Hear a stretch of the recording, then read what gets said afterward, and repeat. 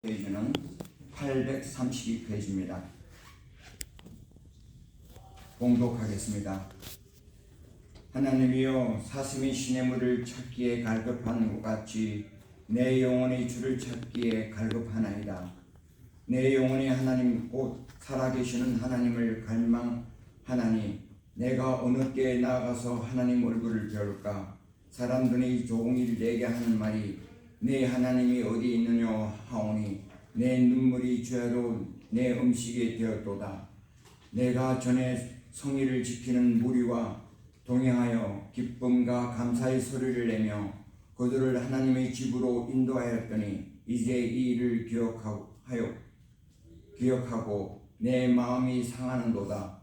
내 영혼아, 내가 어찌하여 낙심하며 어찌하여 내 속에서 불안해하는가? 너는 하나님께 소망을 두어라. 그가 나타나 도우심을 말미암아 내가 여전히 찬송하리로다. 내 하나님이여, 내 영혼이 내 속에서 낙심이 되므로 내가 요단 땅의 땅과 헬몬과 미샬 산에서 주를 기억하나이다. 주의 폭포 소리에 같은 깊은 바닷가로 부르며 주의 모든 파도가 물결이 나를 휩쓸었나이다. 낮에는 여호와께서 그 인자하심을 베푸시고 밤에는 그의 찬송이 내게 있어 생명의 하나님께 기도하리로다. 내 반석이신 하나님께 말하기를 어찌하여 나를 잊으셨나이까? 내가 어찌하여 원수의 압제로 말미암아 슬프게 다니나이까 하리로다. 내 뼈를 찌르는 칼같이 내 대적이 나를 비방하여 늘 내게 말하기를 네 하나님이 어디 있느냐 하도다. 내 영혼아, 내가 어찌하여 낙심하며 어찌하여 내 속에서 불안해하는가? 너는 하나님께 소망을 두라. 나는 그가 나타난 도우심으로 말미암아 내 하나님을 여전히 찬송하리로다. 다음은 신약성경 고린도후서 4장 16절에서 18절까지입니다. 제 성경 페이지는 290페이지입니다. 봉독하겠습니다. 그러므로 우리가 낙심하지 아니하노니 우리의 겉사람과 낡아지며 우리의 속사람은 날로 새로워지도다. 우리가 잠시 받은 환난이 정한 것이 지극히 크고 영원한 영광의 중에 한 것을 우리에게 이르게 함이니 우리가 주목하는 것을 보이는 것이 아니요 보이지 않는 것이니 보이는 것은 잠깐이요 보이지 않는 것은 영원함이리라. 아멘. 오늘 목사님 설교 제목은 하나님을 소망하라는 말씀으로 많은 은혜 받는 시간 되시길 바랍니다.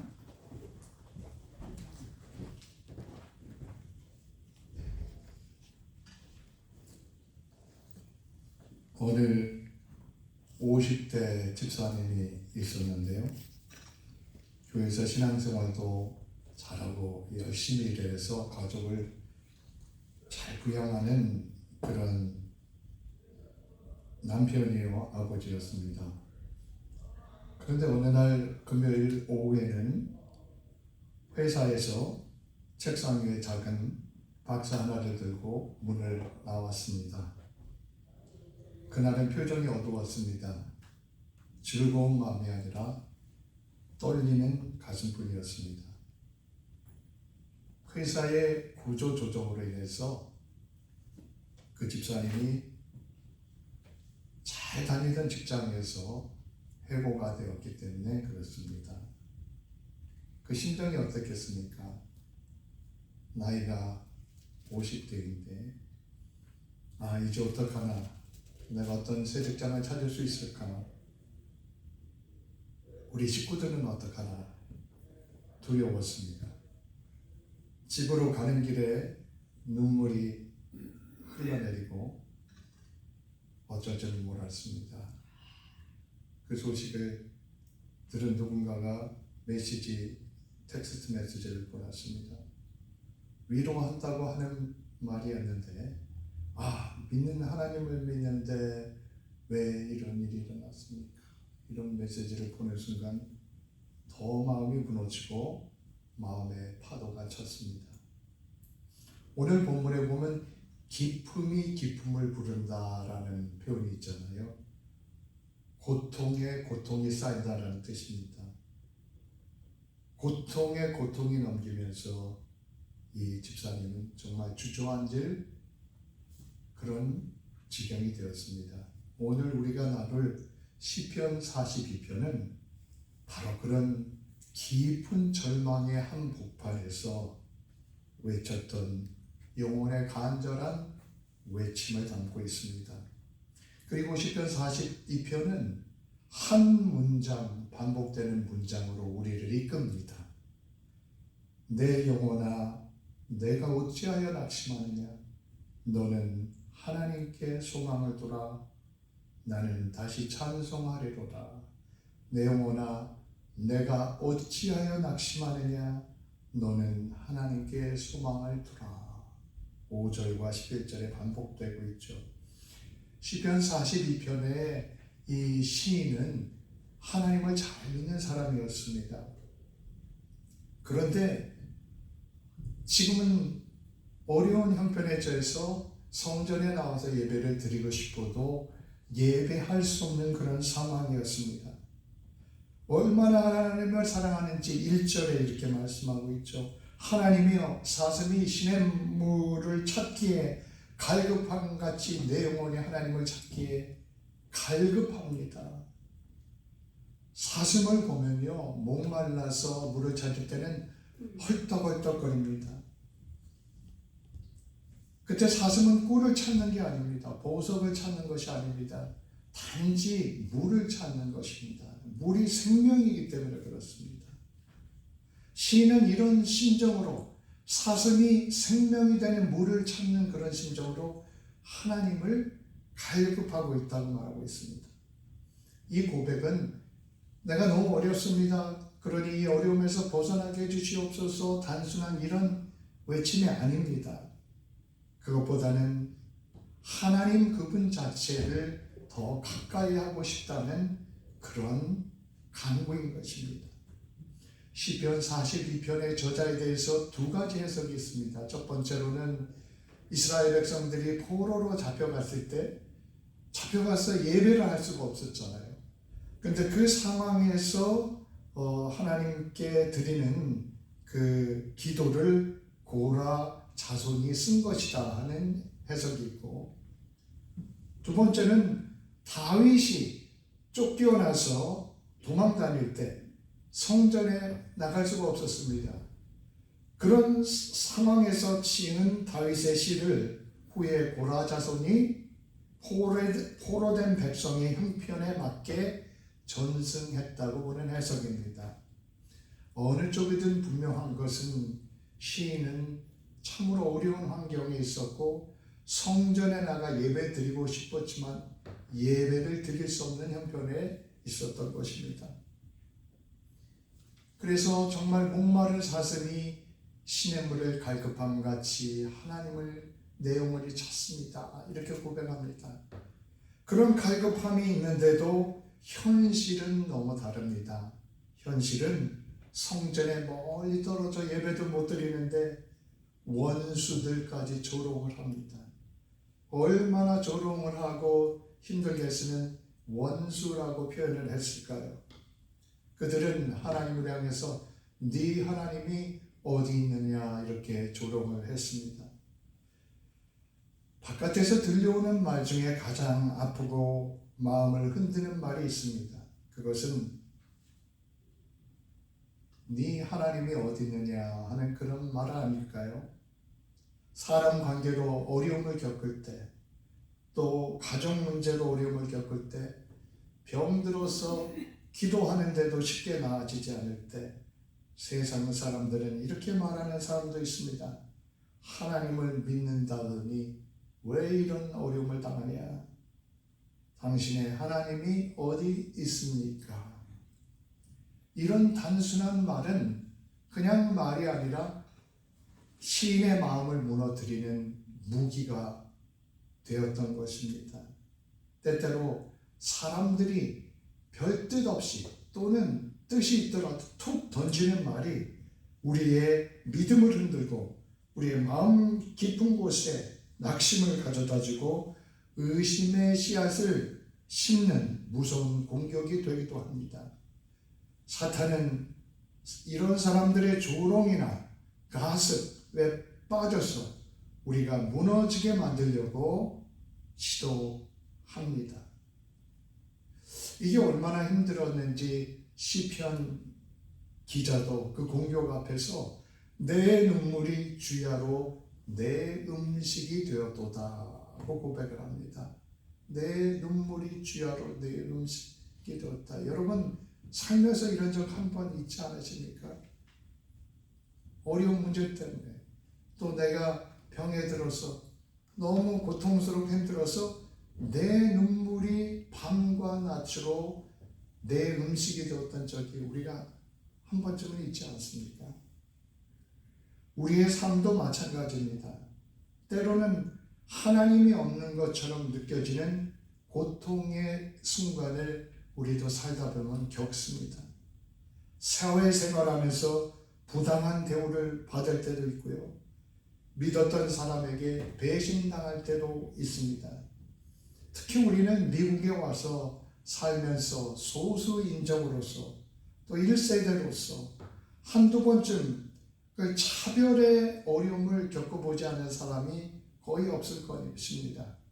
그래서 그것 때문에 서럽고 좌절할 때가 한두 번은 다 있으셨을 것입니다. 그리고 그 차별이 정말 나에게 커다란 피해를 준다고 하면 그때의 좌절감은 참으로 힘든 것입니다. 우리가 때로는 병 때문에 힘들어합니다. 그때 시인처럼 우리는 고통의 파도에 휩쓸리게 됩니다. 깊은 파도가 몰려오는데 또 파도가 몰려오는 것 같다고 시인은 그렇게 표현을 합니다. 절망스러운 상황의 연속이라는 것이죠. 이 절망스러운 깊은 파도의 파도가 오면 우리 속에 두 가지 반응을 일으킵니다. 하나는 낙심입니다. 모든 것을 포기하고 싶어집니다. 기도할 힘도 없어지고 예배에 나올 그러한 마음과 용기도 사라집니다. 두 번째로는 불안입니다. anxiety, 미래가 보이지 않아서 초조하고 가슴은 답답하고 잠 못 이루는 밤이 계속됩니다.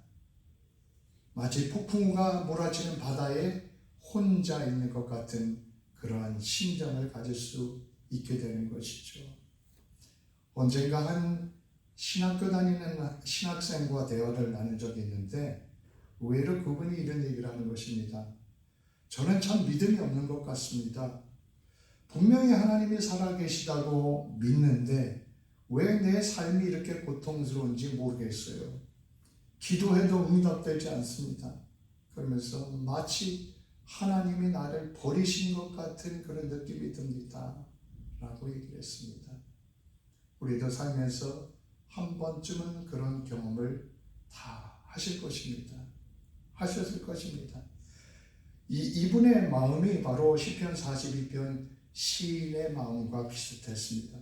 하나님이 멀리 계신 것 같습니다. 모든 것이 불안하게 느껴집니다.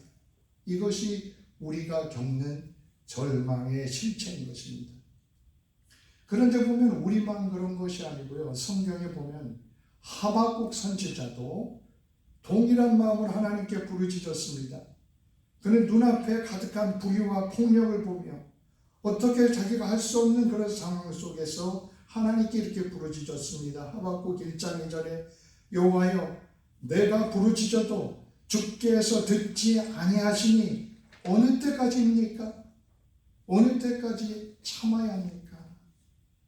탄식을 했던 것이죠. 욥도 마찬가지입니다. 갑작스러운 고난 속에서 모든 것을 잊고 몸까지 병든 상황에서 욥은 호소합니다.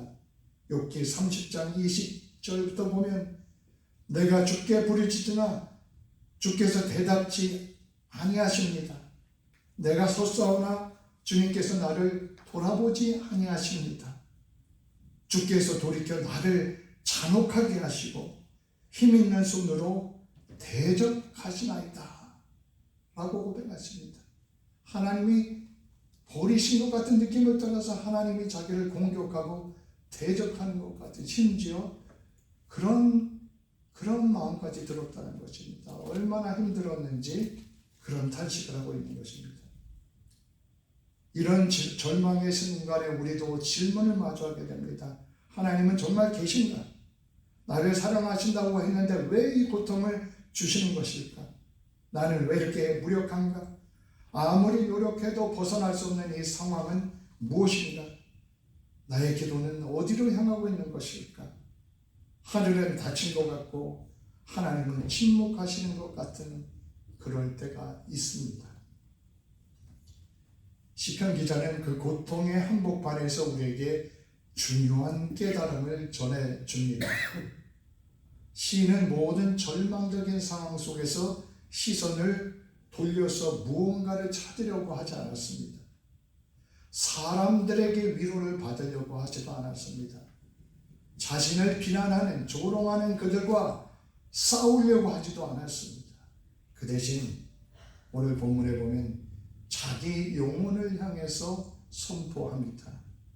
내 영혼아, 내가 어찌하여 낙심하며 어찌하여 불안해하는가? 너는 하나님께 소망을 두라. 이건 감정적인 넋두리가 아닙니다. 이것은 믿음으로 자기 자신을 다스리는 영적인 싸움인 것입니다. 시인은 외부 환경이 주는 절망, 그리고 내면에서 솟아나는 불안, 의심에 휩쓸려 가지 않기 위해서 그의 영혼에 직접 명령을 내리는 것입니다. 내 영혼아, 하나님을 소망하라. 하나님을 향해 시선을 두라는 것입니다. 바다에서 거센 파도가 몰아칠 때 선장은 배의 키, 운전대로 말하면 핸들이죠. 키를 든든히 붙잡습니다. 이 키가 잘못 돌아가면 배가 항로를 이탈해서 표류하게 됩니다. 파도에 휩쓸려 가게 됩니다. 그러나 선장이 끝까지 키를 붙잡고 방향을 유지할 때 배는 폭풍우를 뚫고 목적지에 도달을 하게 되는 것입니다. 시편 기자가 바로 이런 얘기를 하고 있는 것입니다. 절망의 파도에 휩쓸려 가지 않도록 자기 영혼을 향해 너는 하나님을 소망하라 명령하며 믿음의 키를 굳게 붙잡고 하나님을 향해 눈을 돌리고 있는 것입니다. 1948년에 노예 무역선의 선장이었던 존 뉴턴은 항해 중에 폭풍을 만났습니다. 존 뉴턴은 나중에 회심하고 목회자가 되었고, 그리고 우리가 잘 아는 찬송 Amazing Grace, 나 같은 죄인 살리신 이 찬송을 지은 사람이죠. 그 존 뉴턴이 폭풍을 만났는데 그 폭풍의 배가 휩쓸려 가지고 곧 침몰할 지경이었습니다. 선원들과 함께 밤새도록 키를 붙잡고 이 키가 돌아가지 않도록 배를 지키며 사투를 벌였습니다. 그러던 순간, 정말 죽는가 싶은 순간에 뉴턴은 하나님께 기도를 드리게 되었다고 합니다. 나를 용서해 주시옵소서. 그러면서 회개하며 하나님께 돌아서게 되었다고 합니다. 훗날 뉴턴은 그렇게 고백했습니다. 내가 그 배의 키를 죽도록 붙잡고 있었는데 그 배는 내가 붙잡고 있던 것이 아니라 하나님이 나를 붙들고 계셨던 것입니다. 이렇게 고백합니다. 그렇습니다. 우리도 영혼의 키를 꼭 붙잡고 있을 때 혼자만 붙잡고 있는 것이 아니라 하나님께서 우리 영혼의 키를 함께 붙잡고 계시는 것입니다. 우리에게도 폭풍 같은 순간이 찾아옵니다. 이때 우리의 마음은 금방 흔들리며 하나님 어디 계십니까? 이렇게 묻고 싶어집니다.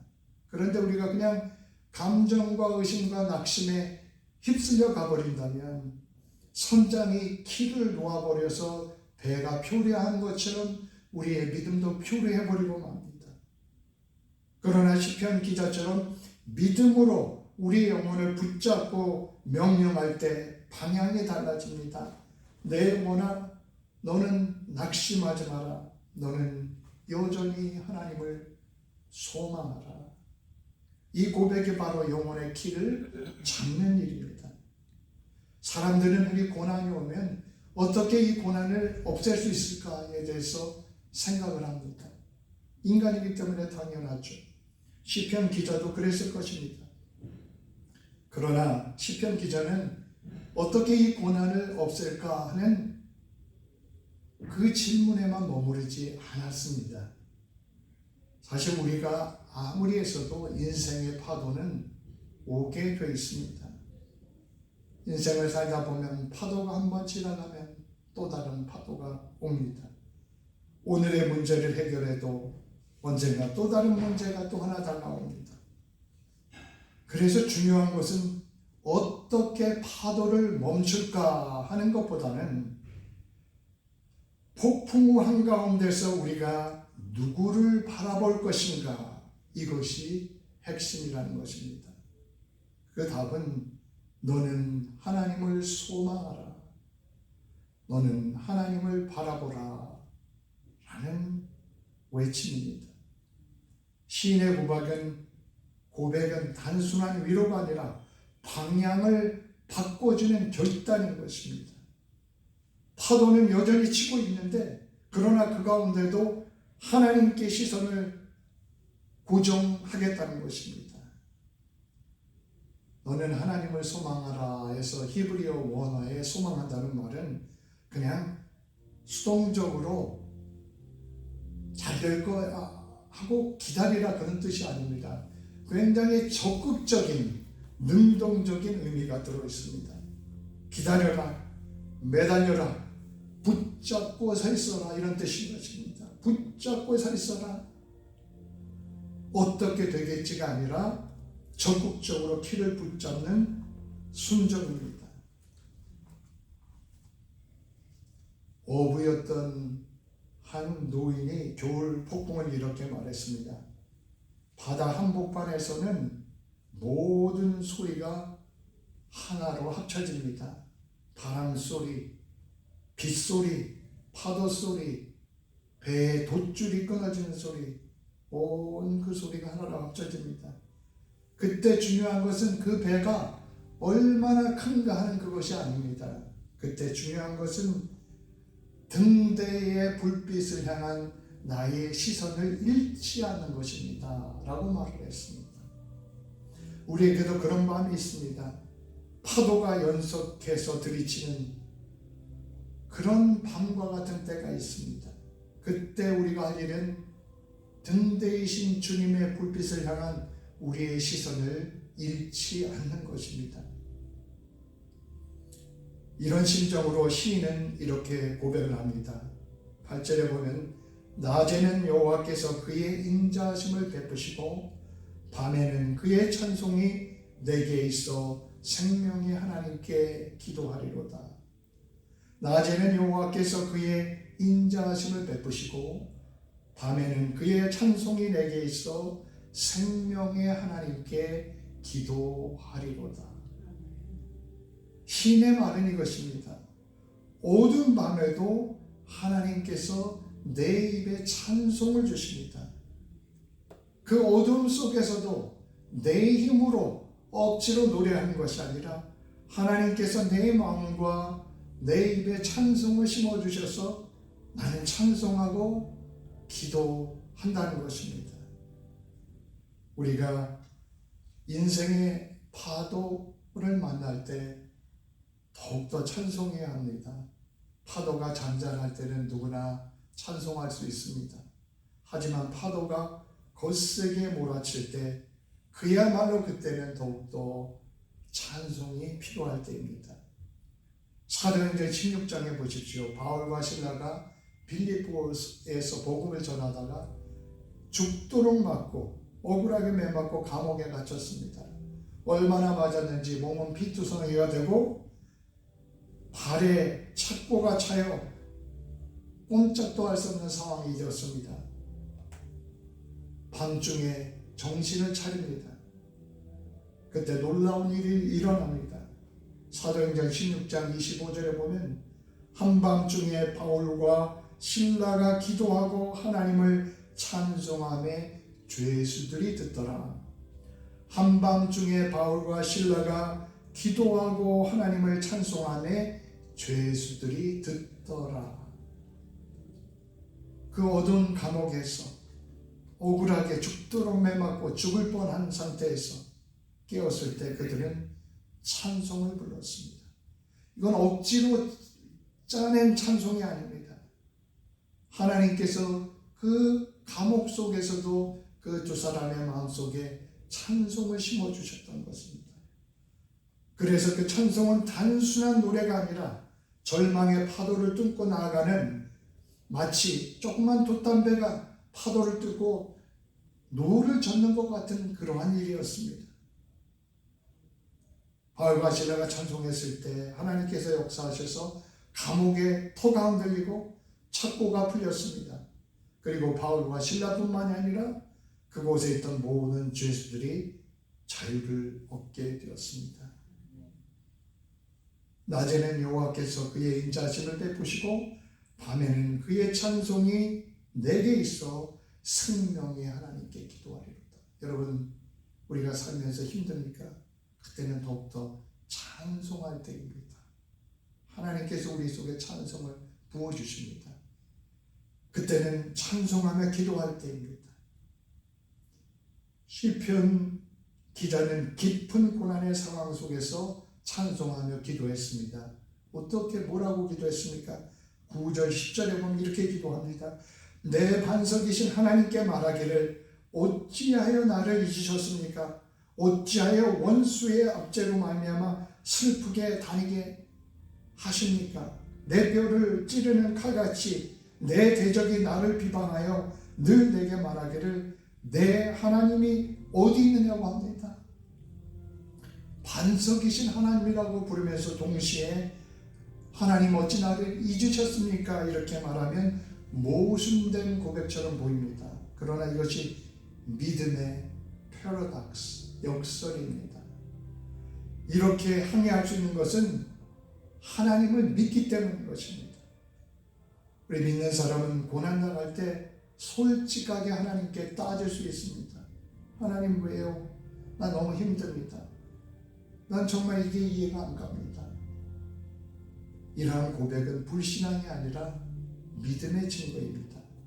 하나님께서는 하박국의 솔직한 외침을, 욥의 탄식을 결코 믿음이 없다고 책망하지 않으셨습니다.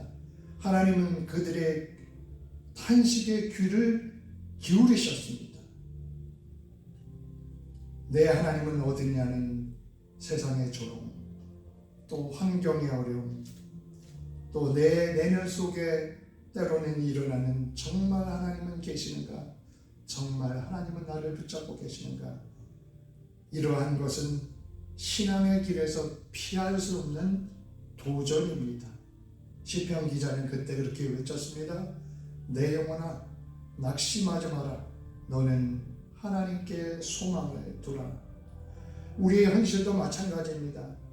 미국의 이민자로 오래 살아도 우리는 때로 이방인과 같이 느끼는 그런 낯섦이 우리 속에는 있습니다. 때로는 소수인적으로 어려움을 느낄 때도 있습니다. 또한 사업에서, 또 직장에서, 학교에서 불확실함과 치열한 경쟁 속에서 살아가야 합니다. 그러다 열심히 일했는데 어떨 때는 건강에 어려움이 오기도 합니다. 우리는 시편 기자처럼 영혼의 키를 붙잡아야 합니다. 하나님을 바라보고 하나님께 소망을 둬야 합니다. 그럴 때 폭풍은 여전히 몰아쳐도 등대의 불빛처럼 꺼지지 않는 하나님의 인자하심과 찬송이 우리를 기도의 자리로 이끌 것입니다. 기도하겠습니다. 주님, 파도 같은 어려움이 올 때 말씀에 등대이신 주님을 보게 하옵소서. 주님, 낮에는 헤세드 사랑을 명하여 주시고 밤에는 찬송하게 하시는 주님, 우리가 낙심하여 주저앉지 않게 하시고 어려움에 올 때 바울과 실라처럼 또 시편 42편의 시인처럼 찬송하는 우리들이 될 수 있도록 우리 속에 찬송으로 채워주시옵소서. 예수 그리스도 이름으로 기도드립니다. 아멘.